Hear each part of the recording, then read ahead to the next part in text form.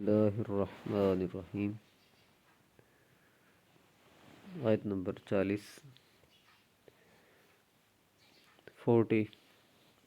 سورۃ البقرہ۔ پیچھے حضرت آدم علیہ السلام کے بارے میں پڑھ چکے ہیں۔ اب نیا تذکرہ بنی اسرائیل کا، اولاد یعقوب کا شروع ہو رہا ہے۔ یا بنی،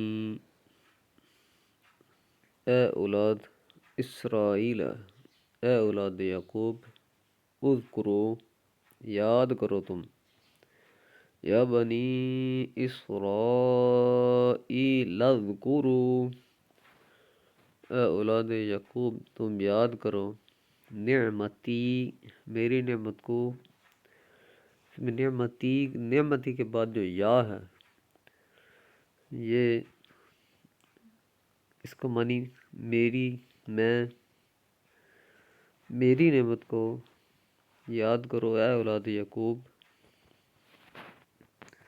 التی، وہ جو انعمت، انعام کی میں نے، علیکم،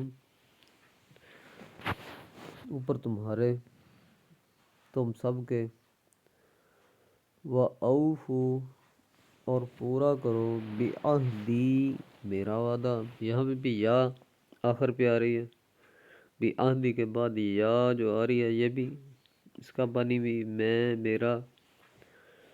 وَأَوْفُوا بعہدی، اور پورا کرو میرا وعدہ۔ اوفی، میں پورا کروں گا۔ اب اوفی میں جو میں کا معنی ترجمہ ہے، وہ حمزہ جو لفظ سے پہلے آ رہا ہے، وہ اوفی میں حمزہ پہلے، اس کا معنی میں ہے، میں پورا کروں گا۔ اوفی بعہدکم، تمہارا وعدہ، وَإِيَّایَ، اور خاص مجھ سے۔ اب میرا متکلم کا جو پھر ادھر یا آ رہا ہے، اس کا معنی میں، میرا، مجھ سے، وَإِيَّایَ، اور خاص مجھ سے، فرحبون، پس ڈرو تم۔ فرحبون میں واو نون جمع کا صیغہ کہ تم سب ڈرو، تم سب، فرحبون پس ڈرو تم سب۔ با محاورہ ترجمہ، اے اولاد یعقوب میرے اس احسان کو یاد کرو جس کا شروع میں تذکرہ کیا گیا۔ یا بنی اسرائیل اذکروا نعمتی، نعمت کا معنی احسان بھی ہوتا ہے اللہ کا۔ اے اولاد یعقوب میرے اس احسان کو یاد کرو جو میں نے تم پر کیا، اور تم میرا عہد پورا کرو، میں تمہارا عہد پورا کروں گا، اور تم مجھ سے ہی ڈرو۔ اس سے پہلے اسلام کی دعوت عام تھی، کفار اور جھوٹوں کے لیے جہنم کا ذکر تھا۔ اس آیت مبارکہ میں سیدنا یعقوب علیہ السلام کی اولاد کی اصلاح کا ذکر فرمایا گیا ہے۔ یعقوب علیہ السلام کی اولاد کو جنہیں یہود کے لفظ سے یاد کیا جاتا ہے، یعنی یہودی، یہی بنی اسرائیل ہی ہیں، چونکہ یہ قوم یعقوب علیہ السلام کے بیٹے یہودا سے ہیں، اس لیے یہودی کہلائے۔ یہود کو خصوصی طور پر یہاں مخاطب کیا گیا ہے کہ یہ لوگ تعداد میں بھی کافی تھے، ان میں علم بھی تھا، علاقہ میں بھی معزز تھے، ان کے ایمان کے بدلے دوسرے بہت سے لوگ ایمان لا سکتے تھے۔ کچھ لوگوں نے تو یہ کہہ دیا تھا کہ اگر یہود ایمان لے آئیں تو وہ بھی ان کی اتباع میں ایمان لے آئیں گے۔ یہود کو متنبہ کیا جا رہا ہے کہ اگر تم اسلام لے آؤ گے تو امن و عافیت کے انعامات سے نوازے جاتے رہو گے، ورنہ اللہ تعالیٰ تمہاری جگہ کسی اور کو لے آئے گا جس سے اپنی رضا کے مطابق اپنے دین کی حفاظت کروا لے گا۔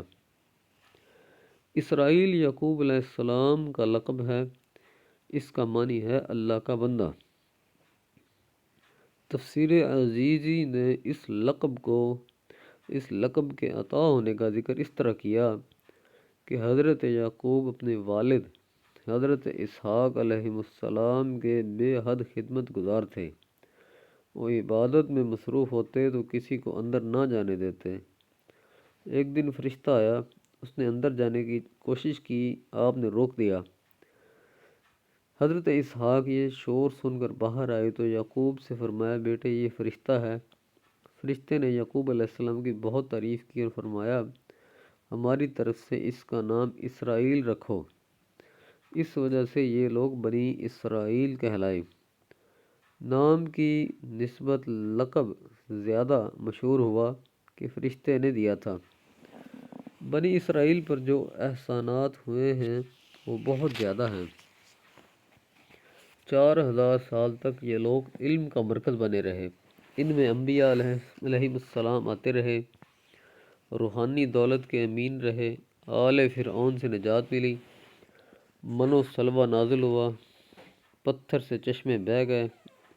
انہیں یہ نعمتیں یاد دلائی جا رہی ہیں، انہیں جو عہد یاد دلایا جا رہا ہے وہ یہ ہے کہ اللہ تعالیٰ کے احکام کی نافرمانی نہیں کریں گے، حضور پر ایمان لائیں گے، یہ عہد تم پورا کرو، قیامت کے دن جنت میں بھیجنے کا عہد میں پورا کروں گا۔ ان لوگوں کو یہ شرف ہے کہ اللہ تعالیٰ فرما رہا ہے تم میرا عہد پورا کرو، میں تمہارا عہد پورا کروں گا۔ یہود کو ان پر کیے گئے انعامات یاد دلائے جا رہے ہیں کہ وہ خدا اور مصطفیٰ صلی اللہ علیہ وآلہ وسلم کی نافرمانی سے حیا کریں۔